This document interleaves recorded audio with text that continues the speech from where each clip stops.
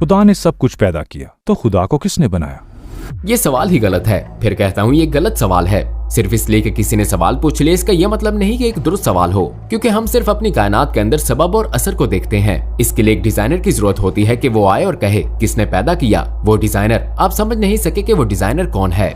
बात फिर वाजिबुल वजूद के मसले की तरफ लौट जाती है। सिफात क्या हैं? वो खुद मुख्तार है, वो खुद कफील है, वो वाजिबुल वजूद है। अगर आप सिर्फ इन 3 चीजों को तस्लीम करते हैं, आपको ये भी मानना पड़ेगा कि ये सवाल कि खुदा को किसने पैदा किया है, क्या खुदा ऐसी चट्टान बना सकता है जो वो उठा ना सके? क्या खुदा का वजूद फना हो सकता है? ये सब वो सवालात हैं जो दुरुस्त नहीं है, ये वजूद ही नहीं रखते।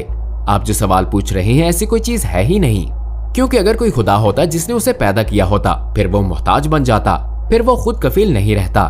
तो हमारा ये कहना कि ये खालिक अगर वाजिबुल वजूद है, खुद मुख्तार है, खुद कफील है, वाजिब है, सब कुछ वहीं खत्म हो जाता है। जब और बहुत से मज़ाहिब भी हैं तो इस्लाम ही क्यों? हाँ, ये एक सवाल है जो कि मैंने इस्लाम लाने से पहले खुद से किया था, इस्लाम ही क्यों? और जब मैंने खुद तहकीक की और जिस फितरत के साथ पैदा हुआ था, जस्टिन बैरेट ने ऑक्सफोर्ड यूनिवर्सिटी में एक स्टडी की थी।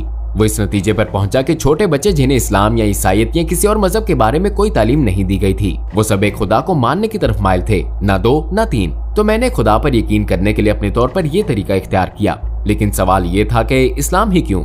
मैंने खुद से यही सवाल किया, और जब मैंने इस पर गौर किया तो मुझे हकीकी तौहीद महसूस हुई, अपने हकीकी मायनों में। क्योंकि अगर आप ईसाइयों के पास जाएं तो वो कहते हैं कि हम तौहीद परस्त हैं और वो एक में से 3 को मानते हैं। आप हिंदुओं के पास जाएं, वो कहते हैं कि हम 10 लाख खुदाओं को एक ही मानते हैं।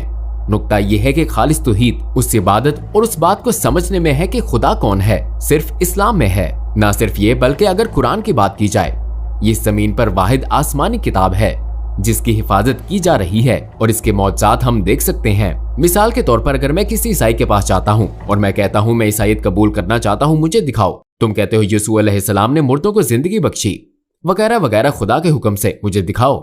अगर आप यहूदियों के पास जाएं और कहें कि मूसा अलैहिस्सलाम ने ये काम किया है तो मुझे दिखाओ, क्या वो आपको दिखा सकते हैं? नहीं, वो नहीं दिखा सकते।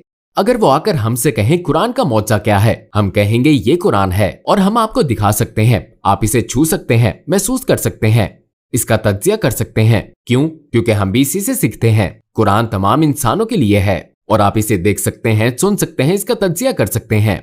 लेकिन वो मौजज़ात जो दूसरे अंबिया से जाहिर हुए, आप इन्हें कभी साबित नहीं कर सकते, क्योंकि ये खास उसी वक्त के लिए थे। और कुरान हमेशा के लिए है, क्योंकि हमारे यहाँ एक तरीका और जुबानी रवायत है जो कि कुरान है, जिसे हम और हमारे बाद की नस्लें परख सकती हैं। और मैंने इस्लाम कबूल करने से पहले यही किया था। मैंने इसे परखा, इसे पढ़ा, पेशीन गोइयों को देखा, मैंने मौजज़ात को देखा। मैंने कहा यह कलाम अल्लाह के सिवा किसी का नहीं हो सकता।